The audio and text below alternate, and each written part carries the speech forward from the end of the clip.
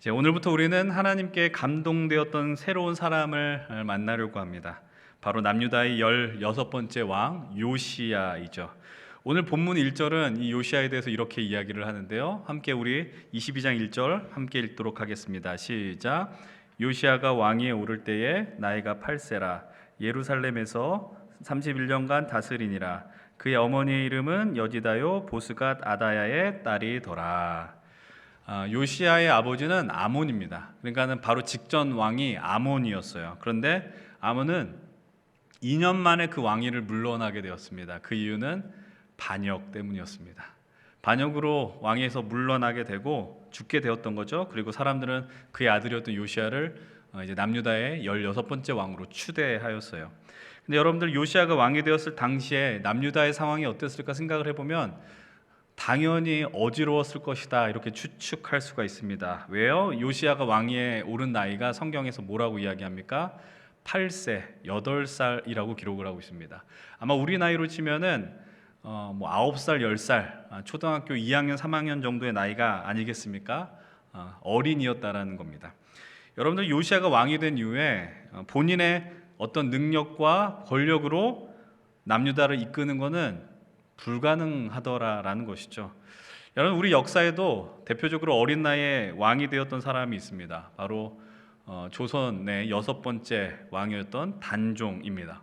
단종은 12살 때 왕위에 올랐는데 자신의 숙부인 수양대군, 작은아버지인 수양대군에 의해서 폐위가 되고 인생의 마지막을 비참하게 맞이했다라는 것을 우리가 역사나 드라마, 영화를 통해서 아마 보셨을 겁니다. 이렇다 어린 나이에 왕권을 유지한다는 것은 쉬운 일이 아닙니다. 그리고 그 주변에 그 권력에 대한 관심을 갖고 탐하면서 맴돌았던 이들도 많이 존재했을 것입니다. 그런 것들을 우리가 수많은 역사 속에서 목도하게 되는 것이죠. 사실 이런 위기를 초래한 사람은 누구였느냐? 바로 그의 할아버지인 므낫세 시대부터였습니다. 므낫세는 성경에서 악한 왕의 대명사였습니다. 물론 역대기를 보면은 므낫세에 대해서 좀 긍정적으로 표현한 부분이 있으나 결국 남유다의 몰락을 가속화시켰던 사람은 바로 이 므낫세 왕이었습니다. 근데 오늘 본문은 이 므낫세 다음에 왕이 되었던 요시야를 이렇게 평가합니다. 22장 2절 함께 읽겠습니다. 요시야가 여호와 보시기에 정직히 행하여 그의 조상 다윗의 모든 길로 행하고 좌우로 치우치지 아니하였더라. 여러분들 오늘 11개의 저자는요 이 왕에 대한 평가를 뭐라고 평가하느냐? 다윗의 길로 행하였다라고 평가합니다.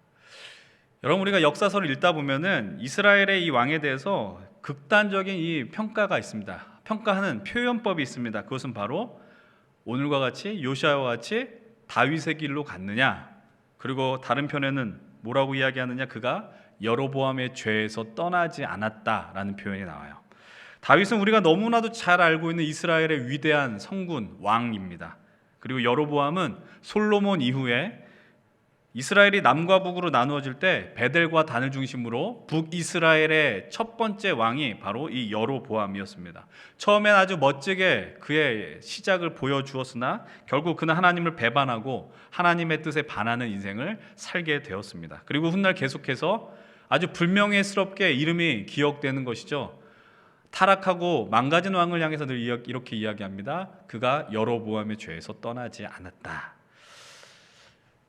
근데 성경의 저자는 요시야를 그렇게 표현하지 않고 이렇게 표현합니다. 다윗의 길로 행한 왕이라고 이야기합니다. 도대체 그렇다면 어떤 삶을 그가 살았길래, 어떻게 유다를 통치하였길래 이런 평가를 받을 수 있었을까요? 우선 우리는 요시야 이름이 열왕기하 22장에 처음 등장한 것이 아니라는 것을 기억할 필요가 있습니다. 여러분 열왕기상을 읽다 보면은 솔로몬이 수많은 이방 여인들과 결혼하고 이스라엘 하나님에서 멀어질 무렵에 그 상황 속에서 솔로몬을 배반했던 인물이 방금 말씀드렸던 여로보암이었습니다. 그리고 그 여로보암이 북이스라엘을 세우게 되는데 그때 하나님께 주셨던 말씀을 여로보암 외면하고 자기 멋대로 이끌어 갑니다. 결국 하나님께서 여로보암에게 새로운 예언을 내리십니다. 그 베델 가운데 하나님의 선지자를 보내셔서 그것이 열왕기상 13장 2절 말씀인데 우리 함께 화면의 말씀을 같이 한번 읽어보겠습니다. 시작. 하나님의 사람이 제단을 향하여 여호와의 말씀으로 외쳐 이르되 제단아 제단아 여호와께서 이와 같이 말씀하시기를 다윗의 집에 요시아라 이름하는 아들을 낳으리니 그가 내 위에 분향하는 산당 제사장을 내 위에서 제물로 바칠 것이요 또 사람의 뼈를 내 위에서 사르리라 하셨느니라 하고, 여로보암이 행한 일은 너무나도 악하였습니다. 금송아지를 만들고 그것을 하나님이라고 우겼습니다. 그런 여로보암을 향해서 하나님의 사람 선지자가 그 다윗의 집에 요시아가 나와서 그 제단을 무너뜨릴 것이라고 예언을 합니다. 그리고 이 예언이 일어난 이제 300년의 시간이 지난 후 실제로 요시아가 태어나게 되는 겁니다. 여러분, 이 요시아의 모습을 볼 때마다 그리고 무너지는 이스라엘의 그 모습 속에 하나님께서 선지자를 통하여 외치는 모습을 볼 때마다 저는 늘 이런 생각과 표현을 합니다. 죽어가는 망해가는 이스라엘을 향하여서 하나님께서 심폐소생술, 흔히 CPR이라고 이야기하죠. CPR을 시도하시는 하나님의 절박함을 우리들이 발견해야 한다라는 겁니다. 그 절박함이 오늘 우리가 이제 살펴볼 다음 주까지 볼 요시아 시대 속에서도 고스란히 드러납니다. 이제 우리가 다시 요시아의 그 상황 속으로 시선을 돌려보면서 이제 또 의문을 가져요. 질문을 던져야 합니다. 그 어린 나이에 왕이 되었는데 그 왕권이 안정되기 어려운 상황 속에서 어떻게 요시아는 버틸 수 있었을까? 그리고 어떻게 남유다를 지탱할 수 있었을까요? 그 힌트를 이 혼란스러운 시대라는 그 상황 속에서 발견하려고 합니다. 므낫세의 시대는 상당히 타락했다라고 말씀드렸습니다. 무너진 시대라고 말씀을 드렸어요. 여러분, 열왕기하 21장을 보면은 므낫세 왕은 12살의 왕이 됩니다. 근데 므낫세가 무려 몇 년을 통치하느냐? 55년 동안 남유다를 다스립니다. 55년은 남유다에 있었던 왕 가운데 가장 오래 다스렸던 기간이 됩니다. 그런데 이 시대를 성경은 이렇게 표현하는데 열왕기하 21장 2절부터 3절까지의 말씀을 함께 읽어보겠습니다. 시작. 므낫세가 여호와 보시기에 악을 행하여 여호와께서 이스라엘 자손 앞에서 쫓아내신 이방 사람의 가증한 일을 따라서 그의 아버지 히스기야가 헐어버린 산당들을 다시 세우며 이스라엘의 왕 아합의 행위를 따라 바알을 위하여 제단을 쌓으며 아세라 목상을 만들며 하늘 1월 성신을 경배하여 섬기며. 여러분, 방금 읽은 딱 두 구절의 말씀을 한번 보십시오. 명색이 남유다의 왕입니다. 하나님을 섬겨야 하는 그들인데 남유다의 왕으로선 하지 말아야 할 일들을 므낫세가 다 한 것처럼 느껴지지 않습니까? 그래서 성경은 그를 아주 악한 왕이라고 평가를 내립니다. 그리고 그런 악한 왕이라고 평가를 내리는 대표적인 사건이 있는데 바로 뒤에 나오는 21장 6절 7절 말씀입니다. 함께 또 화면 보면서 읽겠습니다. 6절 7절 시작. 또 자기 아들을 불 가운데로 지나게 하며 점치며 사수를 행하며 신접한 자와 박수를 신임하여 여호와께서 보시기에 악을 많이 행하여 그 진노를 일으켰으며 또 자기가 만든 아로 새긴 아세라 목상을 성전에 세웠더라. 옛적에 여호와께서 이 성전에 대하여 다윗과 그의 아들 솔로몬에게 이르시기를 내가 이스라엘의 모든 지파 중에서 택한 이 성전과 예루살렘에 내 이름을 영원히 둘지라. 여러분들 6절의 말씀을 처음 보면 뭐라고 표현돼요? 자기 아들을 불 가운데로 지난다라고 이야기를 합니다. 이 말씀의 의미는 아들을 살아있는 채로 바쳤다라는 거예요. 인신 제사라고 표현하는데 살아있는 사람을 그 우상에게 바쳤다라는 것이죠. 이런 잔인한 행위를 했고요. 7절을 다시 한번 보세요. 자기가 생긴 거예요. 남이 새겨준 것이 아니라 본인이 직접 새긴 아세라 목상이라고 이야기했습니다. 그것을 성전에 세웠더라. 그리고 그 이후에 이 성경이 저자는 이 성전에 대해서 이렇게 설명을 해줍니다. 뭐라고 설명해줘요? 내 이름을 영원히 두어야 하는 곳이 바로 이 예루살렘 성전이라는 거예요. 성전은 하나님의 이름이 가득히 넘쳐야 됩니다. 여호와의 영광이 넘치는 곳이 되어야 됩니다. 그런데 그곳에 이 우상을 세워놨더라는 것이죠. 제가 다음 주에도 좀 언급할 내용인데 요즘 뉴스에 이상한 내용들이 좀 나오지 않습니까? 무당 이야기가 나오고 어떤 사람이 용하더라, 그런 것들이 많이 나오는데 하나님께서 제일 싫어하는 행위가 바로 그런 행위들입니다. 그런 행위에 앞장선 것이 바로 누구냐면 이 므낫세라는 것이죠. 여러분, 그런데 이런 악한 시대 속에서도 결국에는 하나님께서 남겨둔 자들이 있다는 것을 우리들은 기억하셔야 합니다. 여러분, 지난주 말씀 잠시 복기하셨으면 좋겠습니다. 믿음의 승리를 거두었으나 깊은 낙심에 빠졌던 엘리야를 여러분들 기억하십니까? 엘리야가 이렇게 이야기합니다. 하나님, 저기서 저 이세벨이, 악한 이세벨이 나를 죽이러 오고 이 악한 시대 속에서 맞서는 나 혼자 싸우는 이 싸움이 너무 힘들어. 더 이상은 버틸 수가 없습니다. 그냥 내 생명을 가져가 주십시오.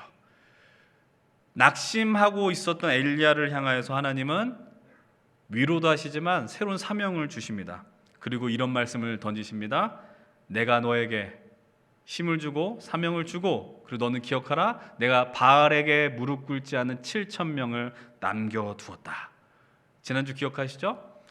이런 가끔 믿음의 사람들 가운데서 때로는 어떤 영적 세계에 대한 소망을 그리고 관심을 갖고 살아가는 이들이 던지는 질문이 있습니다. 그것이 무엇이냐면 과연 신은 살아있느냐라는 거예요. 신은 존재하느냐, 이 질문을 던집니다. 왜 이런 질문을 할까요? 세상이 그만큼 악하다라는 것이죠. 악한 흐름이 너무 강해서 정말 하나님은 선하시다는데 선한 하나님이 살아있다면 이런 악한 세상을 어떻게 그냥 두십니까? 그런 순간에 여러분들도 혹시 놓여 있지 않습니까?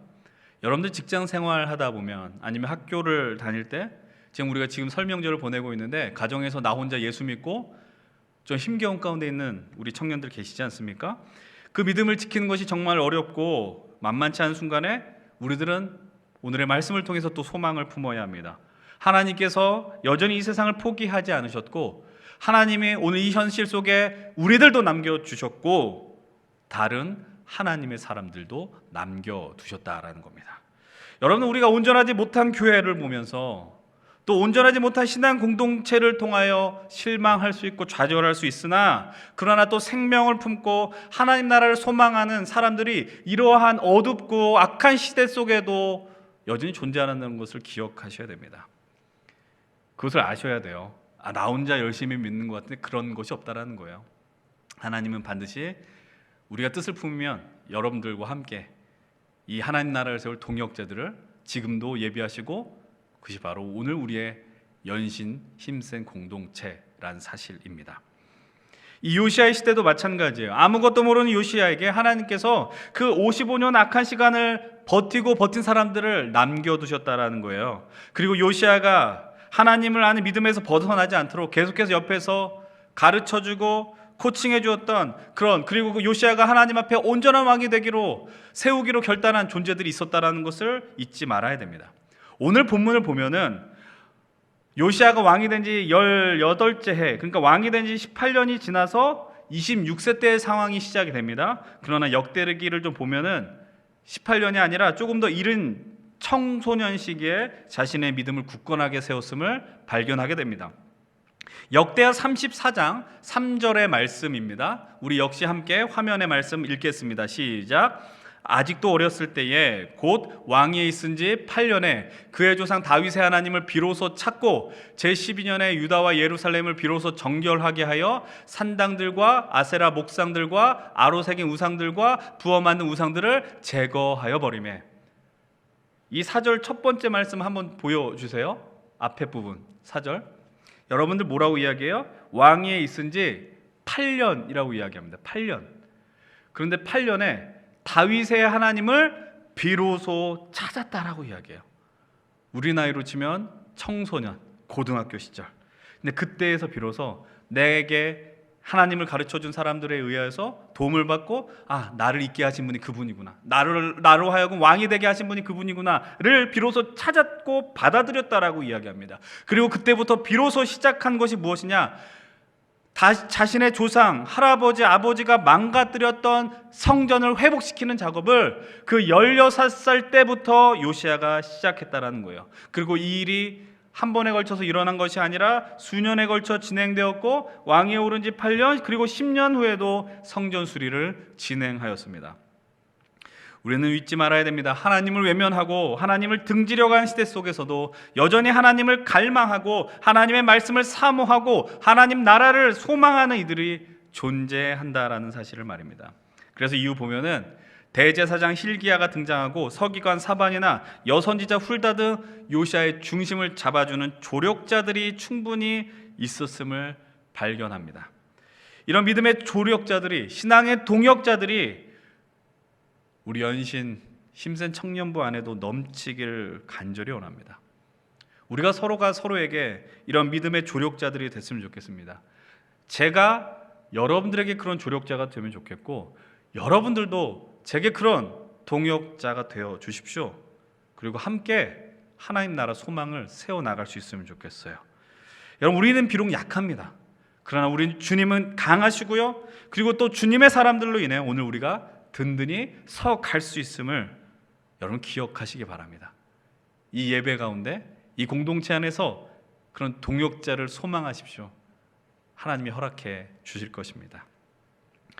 요시야 시대가 그 이전보다 좋아진다라는 것을 우리는 이제 오늘 본문 속에서 발견하게 됩니다. 요시야가 왕이 된 지 18년 되는 해, 요시야는 서기관 사반을 보내서 대제사장 hil기야에게 백성들이 모은 은을 보내서 성전에 망가진 것을 수리하게 합니다. 쉽게 말하면 오늘 우리로 치면 성도들이 성전을 수리하기 위해서 작정 헌금을 했다는 거예요. 여러분, 지금 시대에 남유다에게 있어서 그런 헌금을 드릴 정도로 넉넉한 형편이 있었을까? 저는 그렇지 않다고 생각합니다. 성도들이 피폐할 정도로 피폐하고 어려운 가운데 있었다라는 거예요. 므낫세와 아몬의 통치가 거의 60년에 걸쳤는데 60년이면 한 나라가 망가지게 충분한 시간이라는 것이죠. 그런데 좋은 리더가 세워지니, 좋은 왕이 세워지니 백성들의 마음이 회복되기 시작을 합니다. 그리고 그들이 십시일반 마음을 모으고 은을 들여서 성전 수리 역사에 동참하기 시작한 겁니다. 하나님을 경외하고 하나님을 찾는 리더가 세워지니 희미해졌던 자신들의 믿음이 회복되어지고 하나님에 대한 갈망이 커지게 되는 겁니다. 그리고 그것이 어떻게 연결되어 하나님과의 영광스러운 교제가 벌어지는 성전이 회복되어야 되겠구나, 그런 마음을 품게 되더라라는 것이죠. 이것은 단순히 비단 백성들만의 모습이 아니에요. 오늘 본문 5절과 7절의 말씀인데 한번 읽어보겠습니다. 좀 길어도 함께 22장 5절로 7절 성경책 보면서 읽겠습니다. 여호와의 성전을 맡은 감독자의 손에 넘겨 그들이 여호와의 성전에 있는 작업자에게 주어 성전에 부서진 것을 수리하게 하되 곧 목수와 건축자와 미장이에게 주게 하고 또 제목과 다듬은 돌을 사서 그 성전을 수리하게 하라. 그러나 그들의 손에 맡기는 을 회개하지 말지니 이는 그들이 진실하게 행함이니라. 성전 수리의 역사를 이제 전문가들에게 맡기는 겁니다. 솜씨가 있는 사람들한테 맡기는 거예요. 그런데 어떤 일이 벌어지느냐? 7절을 보면 이렇게 이야기합니다. 그들의 손에 맡긴 은을 회개하지 말아라. 왜냐하면 그들이 지금 진실하게 행하기 때문이다 라는 거예요. 아주 분명하게 한번 이 말씀을 읽어보면 좋겠습니다. 우리 메시지 번역으로 6절 7절의 말씀을 함께 읽어보겠습니다. 6절 7절이에요. 함께 읽겠습니다. 시작. 또한 그들에게 성전 보수에 필요한 목재와 석재를 구입할 권한을 주시오. 그들은 모두 정직하니 그들에게 돈을 줄 때는 영수증을 받지 않아도 될 것이오. 여러분, 그 성전 수리에 참여한 사람들이 진실하게 일했습니다. 그래서 그때의 성전 수리를 위해 사용한 어떤 물질과 어떤 재료들, 그런 목재들, 그것에 대한 회계 처리, 영수증을 받지 않아도 된다라고 이야기합니다. 왜냐하면 그들이 성전을 수리하면서 이미 마음이 순전하게 되었고 정직하게 되었다라는 거예요. 여러분, 이 말씀을 보면서 그래, 교회에서 어떤 일을 벌일 때는 일을 할 때는 서로를 믿어야 하고 서로를 신뢰해야 되니까 영수증을 안 해도 되겠구나, 회계에게 영수증 대신에 내가 돈을 이만큼 썼어라고 그냥 보고만 하면 되는구나, 이렇게 하라는 이야기는 아닙니다. 여러분, 요즘은 아주 투명한 세상이에요. 그래서 재정이 투명하기 때문에 각 교회에서 사용한 재정들, 교인들 귀한 물질에서 나온 것들을 잘 사용해야 됩니다. 오늘 말씀드리려는 거는 영수증 처리하지 말라 이 얘기가 아니고요, 한 사람이 온전하게 서니까 주변의 사람들이, 한 나라가 변화되고 정직하게 서가더라, 이것을 표현하고 있다라는 겁니다. 다음 주 말씀의 주제이지만 여러분, 우리가 믿음이 온전해진다는 말의 의미는 우리의 행동 역시 하나님 앞에서 변할 수밖에 없다, 온전해질 수밖에 없다라는 사실입니다. 미리 말씀을 드리면 오늘은 감동의 발견이고요, 다음 주 말씀의 제목은 감동의 결단입니다. 여러분, 은혜 받으면 결단하게 되어 있습니다. 우리가 예배 가운데 말씀이 선포되면 그 말씀을 따라 결단하지 않아요? 하나님의 마음을 따라 한 주간 내가 하나님의 허락하신 삶의 자리에 승리하게 해주십시오, 이렇게 기도하고 간구하는 겁니다. 이런 귀여운 모습들이 우리가 매주 예배 때마다 일어나길 간절히 소망하고요, 여러분 결단할 때 우리의 삶이 하나님 앞에 온전하게 변화될 줄로 믿습니다. 이런 귀한 일들의 연속에서 엄청난 일이 벌어지는데요, 오늘 본문 8절의 말씀이에요. 함께 22장 8절 함께 큰 목소리로 읽겠습니다. 시작. 대제사장 hil기야가 서기관 사반에게 이르되 내가 여호와의 성전에서 율법책을 발견하였노라 하고 hil기야가 그 책을 사반에게 주니 사반이 읽으니라. 성전을 수리하면서 전혀 예상하지 못했던 일이 발생이 되는데 바로 율법책이 발견되었다라는 겁니다. 여러분, 성경에서 우선 율법책이라고 하는 것은 기본적인 상식으로 이야기하면은 모세오경을 이야기합니다. 성경이 나왔던 시대는 성경이 이렇게 우리가 보는 66권이 완성되지 않았죠. 근데 조금 더 이렇게 좁혀보면은 신명기 부분을 많이 율법서라고 이야기를 해요. 근데 여러분, 좀 이상하지 않습니까? 모세오경이 발견됐대요. 율법서가 발견됐대요. 근데 이스라엘 백성들은 어떤 백성이냐면 하나님의 말씀을 붙들어야 하는 백성이에요. 그래서 신명기 말씀을 보면은 너희들이 마음을 다하고 뜻을 다해서 하나님을 사랑해야 하는데 그 사랑하는 방법 중에 하나는 무엇이냐? 말씀을 너희의 이마에 붙이고 너의 집에 붙이고 그래서 그것을 암송하고 외우면서 살아라 라고 요청하고 있습니다. 근데 이런 말씀을 잘하고 살아가야 하는 이들에게 뭐라고 이야기해요? 율법책이 성전에서 발견됐대요. 하나님의 말씀을 읽고 듣고 순종해야 하는 이스라엘 백성이, 유대인들이 그 말씀을 어디 성전 구석에 방치했다라는 겁니다. 이 귀한 것을 귀한 것으로 여기지 않았어요. 하나의 장식품으로 여겼다라는 겁니다. 그 말씀을 쳐다볼 리가 만무하지 않습니까? 혹시 이 자리에서 이곳에서 내가 하나님을 믿는다라고 이야기하나 하나님의 말씀을, 그리고 이 귀한 말씀이 담긴 성경을 집안 어디 구석에 처박아 두고 살아가는 분들은 있지 않으십니까? 여러분, 워낙 미디어가 발달된 시대를 살아가 보니 이제 교회에서 좀 낯선 풍경이 된 것들이 있습니다. 바로 성경책을 들고 교회에 오는 모습입니다. 시대가 바뀌었기 때문에 좀 더 양보해서 여러분들 갖고 있는 핸드폰이라든지 그런 기기를 통해서 어플을 보면서 성경을 보십시오. 저는 그것을 이해할 수 있습니다. 그래서 제가 여러분들에게 요청하는 것이죠. 근데 예배드릴 때 그래도 적어도 성경책을 펴고 해당하는 부분을 보면서 말씀을 듣자라고 요청을 하는 겁니다. 그래서 제가 얼마 전에 이제 예배를 드리면서 사부 예배 말고 다른 예배를 드리면서 새삼스럽게 충격을 받았습니다.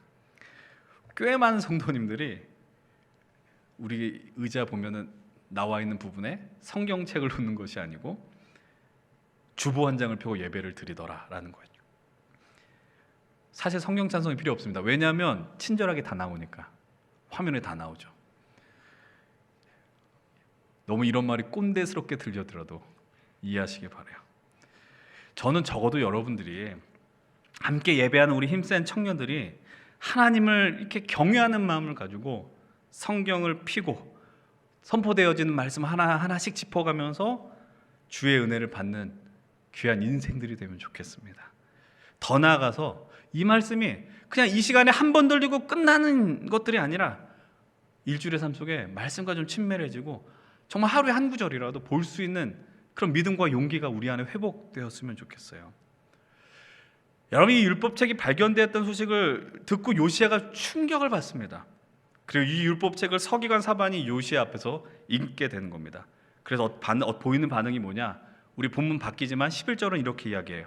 왕이 율법책의 말을 듣자 그의 옷을 찢었다라는 겁니다.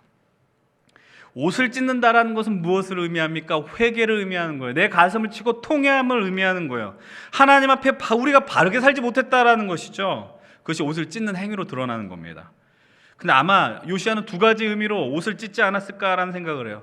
말씀이 들리기 때문에 옷을 찢는 거예요. 10년의 세월 동안, 그리고 이 말씀 앞에 관심을 두지 못함에 대한 스스로의 질택 때문에, 실망 때문에 그 옷을 찢었던 것도 아마 존재했을 거예요. 이후 요시야가 하나의 명령을 내리는데 오늘 본문 13절 말씀입니다. 함께 13절의 말씀 읽으면 좋겠습니다. 13절 시작. 너희는 가서 나와 백성과 온 유다를 위하여 이 발견한 책의 말씀에 대하여 여호와께 물으라. 우리 조상들이 이 책의 말씀을 듣지 아니하며 이 책에 우리를 위하여 기록된 모든 것을 행하지 아니하였으므로 여호와께서 우리에게 내리신 진노가 크도다. 남유다의 왕으로 지도자를 아주 중요한 요청을 합니다. 나와 백성과 온 유다를 위하여.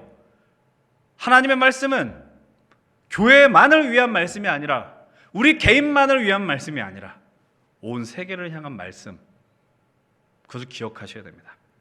근데 그 말씀에 대해서 무엇을 하라고 요청합니까? 물으라. 물으라는 거예요. 오늘은 우리는 이 요시아의 모습을 통해서 하나님의 말씀 앞에 우리가 어떻게 서 있어야 되는지 중요한 태도를 배우게 됩니다. 첫 번째는 이것입니다. 말씀을 읽어야 된다는 겁니다. 여러분들, 이것을 다르게 표현하면 이 말씀이 들려야 한다는 거예요. 오늘 13절 다시 한번 보세요. 뭐라고 이야기합니까? 우리 조상들이 이 말씀을 듣지 않아서 하나님이 우리에게 내리신 진노가 크도다. 자꾸 진노, 막 무섭다 이렇게 생각하시는 게 아니라 말씀을 봐야 돼요. 하나님의 마음을 읽어내려면 이 기록된 성경을 보셔야 된다는 것이죠. 여러분들, 로마서 10장 17절의 말씀 너무나도 잘 알고 있습니다. 우리가 뭐라고 이야기합니까? 그러므로 믿음은 들음에서 나고 들음은 그리스도의 말씀으로 말미암았다라고 바울이 고백하죠. 하나님을 믿기에 필수 불가결한 것은 말씀을 들어야 한다는 거예요. 그냥 절대자가 있는 것 같아, 창조주가 있는 것 같아, 그냥 희미하게 그러면서 나 하나님 믿어야지 이렇게 끝낼 수 있는 게 아니라는 거예요. 그래서 말씀이 들려야 되고 읽혀져야 하고, 그 말씀과 친밀하게 될 때 우리 안에 성령께서 뜨거운 마음을 부어주시고 감동시켜 주시더라라는 겁니다. 그래서 우리가 하나님에 대한 신뢰 마음들이 회복되고, 조금씩 차이가 있지만 우리가 예배에 나올 때 어떤 사람 내가 하나님을 사랑합니다라고 나오는 사람도 있지만, 그냥 어렸을 때부터 습관적으로 나온 사람들도 있을 것이고, 내 믿음에 희미하긴 하지만 궁금해서 나온 사람들도 있을 텐데, 각자의 목적, 그런 것 차이가 있을지 모르겠지만 여러분들에게 부탁드리고 요청하는 건 이 말씀이 들리는 자리와 이 예배의 자리를 귀하게 여기라는 겁니다. 매주 30분의 설교가 있죠. 제가 지난 2주 동안 40분이나 설교를 했더라고요. 깜짝 놀랐습니다. 오늘도 몇 분이 할지 모르겠어요. 좀 미안한 마음인데 어쨌든 그 시간 동안 적어도 1분의 그 말씀이, 1분 동안 들리는 말씀이 여러분들의 심장과 영혼을 때리지 않겠어요? 어떤 한 구절이, 한 문장이, 한 단어가 여러분들의 어떤 영혼을 흥분시키고 깨우지 않겠습니까? 그래서 이런 말을 하는 거예요. 졸더라도 교회에서 조십시오. 온라인 예배 볼 때 화면만 크게 보지 말고 소리를 키워서 보라, 요청을 드리는 겁니다. 여러분, 그 말씀이 우리를 어떻게 변화시킬지 누가 알겠습니까? 그 1분의 말씀이, 그 한 문장의 설교가, 한 단어가 우리의 인생을 어떻게 변화시킬지 누가 장담할 수 있겠어요? 두 번째로 요시아의 모습 속에서 도전받아야 하는 모습이 있습니다. 그것은 말씀 앞에서 질문하라는 겁니다. 물으십시오. 우리는 믿음이 너무 좋으면 그냥 그 말씀 앞에 무조건 예스하고 아멘 해야 된다고 생각을 합니다. 그 믿음이 진실로 귀합니다. 그리고 설교 시간에, 우리 설교 시간에, 예배 시간에 잘 안 들지만 조금이라도 아멘 소리가 나면 힘이 나죠. 근데 가끔 보면, 가끔씩 습관적으로 아멘 하는 사람들이 있습니다. 아멘 해야지 말아야 되는 포인트에서 아멘 하는 사람이 있어요. 깜짝 놀라서 잠 깨는 사람들도 있죠. 네, 그런 모습을 보면서 이렇게 생각했습니다. 아멘 포인트가 아닌데 아멘 하는 게 중요한 게 아니고, 그냥 말씀이 들린다고 아멘 하는 것이 아니라 그 말씀이 우리의 삶 속에 그것이 나에게 무슨 상관이 있는지, 하나님이 왜 이런 말씀을 하신지 질문하고 어떻게 내가 살아갈까를 고민하며 아멘 하라는 겁니다. 바라기는 여기에서 아멘 큰 소리로 하고 집에 가서 말씀 까먹지 마시고, 오늘 던져진 이 말씀 앞에서 정직하게 질문하시고, 그 말씀이 오늘 나에게 어떤 의미로 다가오는지 그 질문 속에서 아멘의 삶을 사는 우리 힘센 청년들이 되면 좋겠어요. 요즘 그런 사람들 별로 없겠지만, 제가 목사니까 다 알 거라고 생각하는 사람들이 혹시 있으십니까? 그래서 질문을 던지면 다 대답할 수 있을 거라고 생각하는 무모한 청년들이 없었으면 좋겠어요. 저는 그런 수준의 사람이 되지 못해요. 그래서 제가 여러분들과 함께 이 진리의 여정을 함께 가는 거예요. 믿음의 여행을 함께 가는 겁니다. 요즘에야 여러분 내비게이션 인터넷 발달되긴 했지만 그래도 우리가 함께 검색하면서 볼거리, 먹을거리 찾으면서 즐거운 여행하지 않습니까? 여러분 우리가 그 여행을 우리 힘센 청년 공동체와 함께 하셔야 돼요. 그 가이드는 목사가 하는 게 아니에요. 제가 하는 게 아니에요. 성령께서 하시는 거예요. 그래서 우리로 하여금 깨닫게 하시고 생각나게 하시는, 말씀을 생각나게 하시는 은혜를 주시는 것입니다. 여러분 이 놀라운 여행에, 이 역사에 우리 함께 동참할 수 있었으면 좋겠어요. 질문하십시오.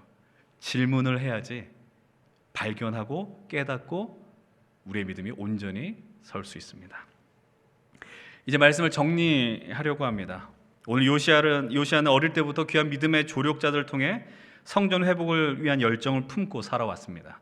그리고 그 결과 하나님이 주신 복이 있습니다. 바로 율법책을 발견하게 하셨습니다. 그리고 오늘 우리가 이 말씀의 제목과 같이 이것을 이렇게 명명합니다. 감동의 발견입니다. 하나님께서 감동된 자에게 주시는 은혜, 그것은 바로 말씀에 대한 소망을 품게 하시고 그 말씀과 오늘 나의 삶을 연결하려고 하는 마음을 주시는 겁니다.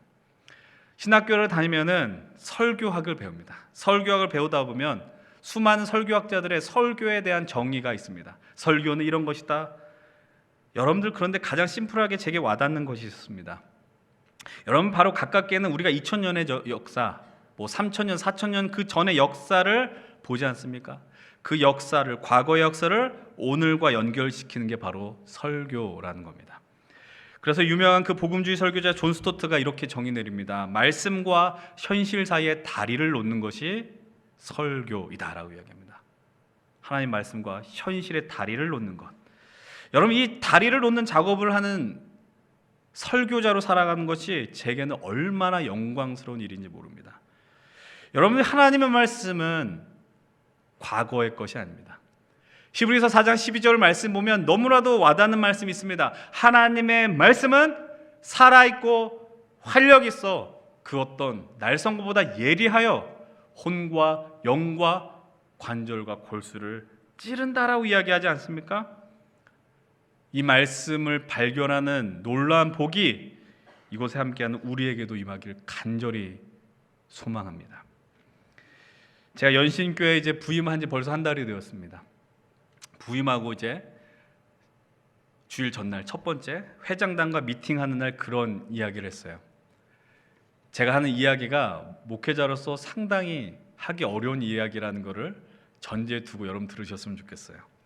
제가 그들에게 이렇게 이야기했습니다. 어쨌든 나는 거의 20년 동안 사역하면서 굳어진 설교 스타일이 있고, 근데 여러분들은, 우리 연신교회 청년들은 또 나름대로 익숙한 설교의 스타일들도 있을 것이고 또 갈망하는 것들이 있을 것이다. 그래서 너무 어려워하진 말고, 그럼 너무 자주는 아닌데 나의 설교에 대해서 피드백해달라고 요청을 했습니다. 근데 그때 한 청년이 이런 이야기를 했습니다. 한 청년이라고 해봤자 5명 중에 1명이니까 너무 찾으려고 하지 마시고, 제가 부임 전에 수요일 날에 설교를 했었어요. 수요일 날 오전에. 근데 그때 설교를 몇몇 청년들이 들었다는 거예요. 저희 집에 같이 사는 사람도 안 들은 설교를 여러분들이 들었대요. 대단하지 않습니까? 근데 그때 제가 성경을 이렇게 읽어가면서 짚고 설교하는 것이 좋았다는 피드백을 해 주었고, 전 그것을 듣고 상당히 기쁘고 감사하고, 우리 연신교회 힘센 청년들이 마음밭이 참 귀하다. 그리고 하나님의 말씀에 감동되고자 하는 그 마음이 얼마나 충만한지를 발견할 수 있었습니다. 그리고 그 모습이 제게 큰 감동과 울림이 되었고 얼마나 감사한 일이었는지 모릅니다. 올해 우리 청년 공동체가 하나님의 말씀으로 감동되자라는 이 결단과 다짐들이 얼마나 귀하고 아름다운 모습인지 모릅니다. 그리고 이런 청년들에게 말씀을 전한다는 게 진실로 영광스러운 일이라는 것을 고백드립니다. 그래서 스스로 또 결단하는 것은 이 예배 시간이, 설교의 시간이 여러분들에게 낭비되지 않는 시간이 되면 좋겠고, 생명을 건지는 시간이 되기를, 그리고 회복되는 시간이 되기를, 그리고 말씀으로 감동되고 흥분되는 시간이 되기를 최선을 다해 준비하고 성령의 도움을 구하려고 합니다. 이곳에 요시아와 같이 하나님의 성전을 회복하고 하나님의 사람으로 살고 싶은 마음이 있다면 하나님께서 우리에게 감동의 발견을 허락해 주실 것입니다. 우리의 눈과 귀를 열어 그 말씀이 우리의 내면에 스며들게 할 것이고 말씀에 지배당하게 할 것이며 그것으로 하나님의 나라를 살 수 있는 힘과 용기를 얻도록 인도하실 것입니다. 혹시 이곳에 하나님에 대한 믿음과 확신이 없어 예배 가운데 힘겹거나 조금 공동체 생활이 어려운 분들이 계십니까? 다시 한번 부탁을 드립니다. 말씀의 자리를 지켜주십시오. 그리고 그 말씀에 조금이라도 귀를 기울이려고 하는 의지를 갖기를 부탁을 드립니다. 분명한 건 오늘도 주님께서 우리에게 말씀하시고 일하신다는 사실입니다. 그래서 하나님께서 우리로 하여금 이 감동의 발견을 원하시고 허락하신다는 사실을 기억하시기 바라요. 여러분 이 말씀 사실을 기억하면서 주님과 영원토록 함께하는 그 복을 누리는 우리 힘센 청년들이 되기를 주의 이름으로 간절히 축원을 드립니다.